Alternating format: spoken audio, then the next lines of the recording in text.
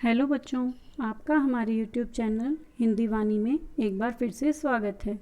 आज हम पढ़ेंगे कक्षा 6 की पाठ्यपुस्तक वसंत भाग 1 का पाठ 15। इसका नाम है नौकर।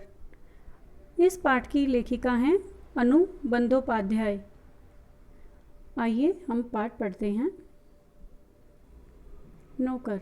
बच्चों, यह पाठ महात्मा गांधी के दैनिक जीवन यानी महात्मा गांधी जो हमेशा अपना कार्य स्वयं करने में विश्वास रखते थे, महात्मा गांधी जो हमें आत्मनिर्भर या स्वावलंबी बनाने की कोशिश करते थे और हमें इसी प्रकार की शिक्षा देते थे, उन्हीं पर आधारित है यह पाठ।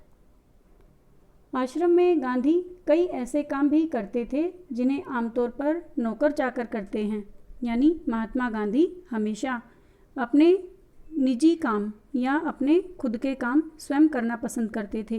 वो किसी अन्य व्यक्ति पर निर्भर रहना नहीं चाहते थे और वो स्वावलंबी रहना चाहते थे। जिस ज़माने में वे बैरिस्ट्री से हजारों रुपए कमाते थे, उस समय भी वे प्रतिदिन सुबह अपने हाथ से चक्की पर आटा पीसा करते थे। चक्की चलाने में कस्तूरबा और उनके लड़के भी हाथ बटाते थे। इस प्रकार घर में रोटी बनाने के लिए महीन या मोटा आटा वे खुद पीस लेते थे। साबरमती आश्रम में भी गांधी ने पिसाई का काम जारी रखा। वह चक्की को ठीक करने में कभी कभी घंटों मेहनत करते थे। एक बार एक कार्यकर्ता ने कहा कि आश्रम में आटा कम पड़ गया है। आटा पिसवाने में हाथ बटाने के लिए गांधी फौरन उठकर खड़े हो गए। गेहूं पीसने से पहले उसे बीनकर साफ करने पर वह जोर देते थे ताकि आटा साफ और अच्छा पिसे। कोपीनधारी इस महान व्यक्ति को अनाज बीनते देखकर उनसे मिलने वाले लोग हैरत में पड़ जाते थे। बाहरी लोगों के सामने शारीरिक मेहनत का काम करते गांधी जी को शर्म नहीं लगती थी। एक बार उनके पास कॉलेज के कई छात्र मिलने आए। उनको अंग्रेजी भाषा के अपने ज्ञान का बड़ा गर्व था। गांधी से बातचीत के अंत में वे बोले, बापू, यदि मैं आपकी कोई सेवा कर सकूं तो कृपया मुझे अवश्य बताएं। उन्हें आशा थी कि बापू उन्हें कुछ लिखने पढ़ने का काम देंगे। गांधी ने उनके मन की बात ताड़ ली यानी जान ली और बोले, अगर आपके पास समय हो तो इस थाली के गेहूं बीन डालिए, यानी उनमें यदि कोई कंकड़ पत्थर हो तो उसे निकाल दीजिए। इन गेहूं को आप साफ कर दीजिए जो इस थाली में है। आगंतुक बड़ी मुश्किल में पड़ गए। आगंतुक यानी मेहमान जो उनके घर पर उनसे मिलने आए हुए थे, वो बड़ी मुश्किल में पड़ गए। लेकिन अब तो कोई चारा नहीं था। 1 घंटे तक गेहूं बीनने के बाद वह थक गए और गांधी से विदा मांगकर चल दिए। कुछ वर्षों तक गांधी ने आश्रम के भंडार का काम संभालने में मदद की। सवेरे की प्रार्थना के बाद वे रसोईघर में जाकर सब्जियां छीलते थे। रसोईघर या भंडारे में अगर वे कहीं गंदगी या मकड़ी का जाला देख पाते थे तो अपने साथियों को आड़े हाथों लेते, यानी सबको डांट देते और या स्वयं काम करने लग जाते। उन्हें सब्जी, फल और अनाज के पौष्टिक गुणों का ज्ञान था कि किस अनाज में कौन से विटामिन हैं, कौन से फल और सब्जियां हमारे लिए किस प्रकार से लाभदायक हैं। एक बार एक आश्रमवासी ने बिना धोए आलू काट दिए। गांधी ने उन्हें समझाया कि आलू और नींबू को बिना धोए नहीं काटना चाहिए। एक बार एक आश्रमवासी को कुछ ऐसे केले दिए गए जिनके छिलकों पर काले चकत्ते पड़ गए थे। उसने बहुत बुरा माना। तब गांधी ने उसे समझाया कि ये जल्दी पच जाते हैं और तुम्हें खासतौर पर इसलिए दिए गए हैं कि तुम्हारा हाजमा कमज़ोर है। गांधी आश्रमवासियों को अक्सर स्वयं ही भोजन परोसते थे। इस कारण वे बेचारे बेस्वाद उबली हुई चीज़ों के विरुद्ध कुछ कह भी नहीं पाते थे। दक्षिण अफ्रीका की एक जेल में वे सैकड़ों कैदियों को दिन में 2 बार भोजन परोसने का कार्य भी कर चुके थे। आश्रम का एक नियम यह था कि सब लोग अपने बर्तन खुद साफ करें। रसोई के बर्तन बारी बारी से कुछ लोग दल बांधकर धोते थे। एक दिन गांधी ने बड़े बड़े पतीलों को खुद साफ करने का काम अपने ऊपर लिया। इन पतीलों की पेंदी में खूब कालिख लगी थी। राख भरे हाथों से वह एक पतीले को खूब ज़ोर ज़ोर से रगड़ने में लगे हुए थे कि तभी कस्तूरबा वहाँ आ गई।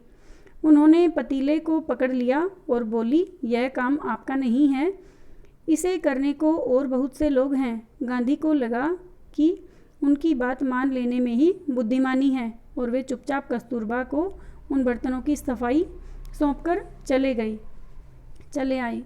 बर्तन एकदम चमकते न हों तब तक गांधी को संतोष नहीं होता था।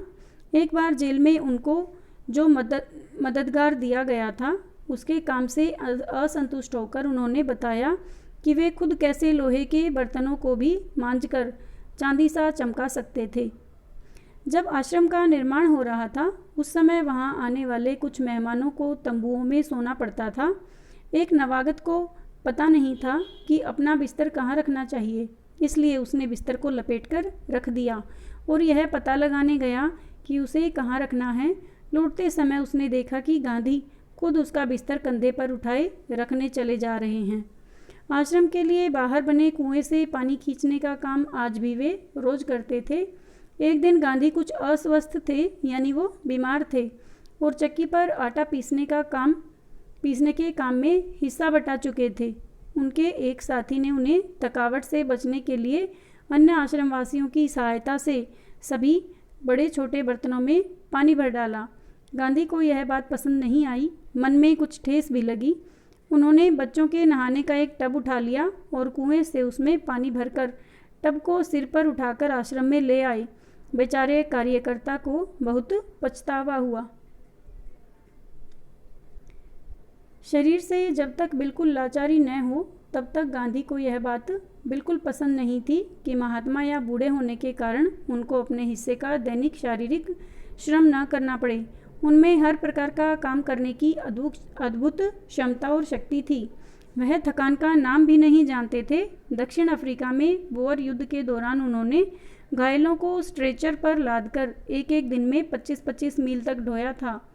वह मीलों पैदल चल सकते थे। दक्षिण अफ्रीका में जब वे टॉल्स्टॉय बाड़ी में रहते थे तब पास के शहर में कोई काम न होने पर या कोई काम होने पर अक्सर 42 मील तक पैदल चल सकते थे।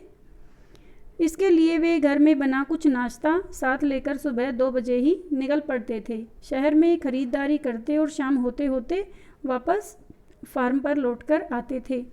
उनके अन्य साथी भी उनके इस उदाहरण का खुशी खुशी अनुकरण करते थे, यानी जो लोग महात्मा गांधी को काम करते हुए देखते वो भी उनकी तरह ही खुद अपना काम करने लग जाते थे।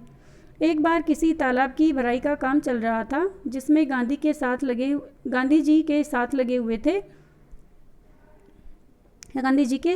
लगे हुए थे, यानी उनके मित्र लगे हुए थे।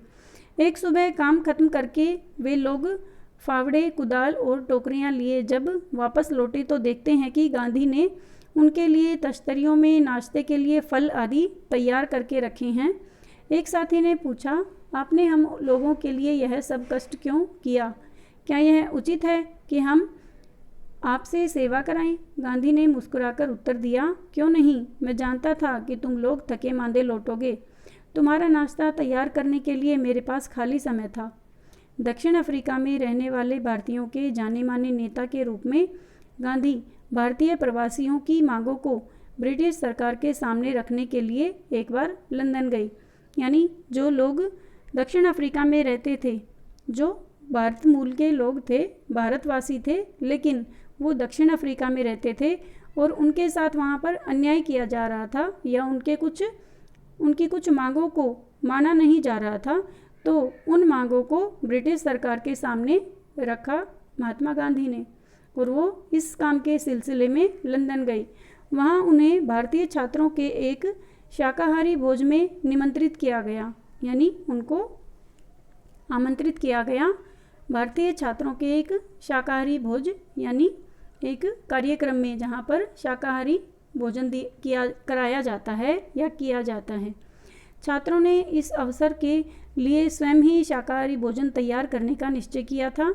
तीसरे पहर 2 बजे एक दुबला पतला और छरहरा आदमी आकर उनमें शामिल हो गया और तश्तरियाँ धोने, सब्जी साफ करने और अन्य छुटपुट काम करने में उनकी मदद करने लगा। बाद में छात्रों का नेता वहां आया तो क्या देखता है कि वह दुबला पतला आदमी और कोई नहीं, उस शाम को भोज में आमंत्रित उनके सम्मानित अतिथि गांधी ही थे।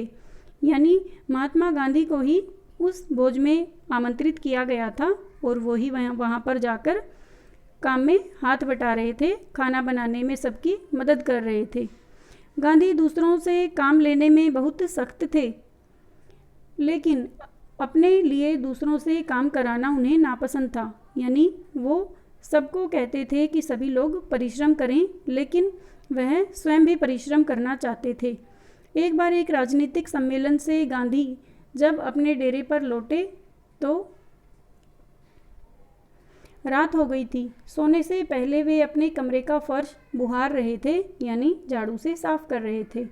उस समय रात के 10 बजे थे। एक कार्यकर्ता ने दौड़कर गांधी के हाथ से बुहारी ले ली, यानी झाड़ू ले ली। जब गांधी गांव का दौरा कर रहे होते उस समय रात को यदि लिखते समय लालटेन का तेल खत्म हो जाता तो वे चंद्रमा की रोशनी में ही पत्र पूरा कर लेना ज़्यादा पसंद करते थे, लेकिन सोते हुए अपने किसी थके हुए साथी को जगाते नहीं थे। नोआखाली पद यात्रा के समय गांधी ने अपने शिविर में केवल 2 आदमियों को ही रहने की अनुमति दी। इन दोनों को यह मालूम नहीं था कि खाखरा कैसे बनाया जाता है। इस पर गांधी स्वयं रसोई में जा बैठे और निपुण रसोइये की तरह उन्होंने खाखरा बनाने की विधि बताई। उस समय गांधी की अवस्था 78 वर्ष की थी, यानी 78 ईयर्स ओल्ड थे वो। गांधी को बच्चों से बहुत प्रेम था। अपने बच्चों के जन्म के 2 माह बाद उन्होंने कभी किसी दाई को बच्चे की देखभाल के लिए नहीं रखा। वे मानते थे कि बच्चे के विकास के लिए माँ बाप का प्यार और उनकी देखभाल अनिवार्य है, ज़रूरी है। वे माँ की तरह बच्चों की देखभाल कर सकते थे, खिला पिला और बहला सकते थे। एक बार दक्षिण अफ्रीका में जेल से छूटने के बाद घर लौटने पर उन्होंने देखा कि उनके मित्र की पत्नी श्रीमती पोलक बहुत ही दुबली और कमज़ोर हो गई हैं। उनका बच्चा उनका दूध पीना छोड़ता नहीं था और वह उसका दूध छुड़ाने की कोशिश कर रही थी। बच्चा उन्हें चैन नहीं लेने देता था और रो रो कर उन्हें जगाए रखता था।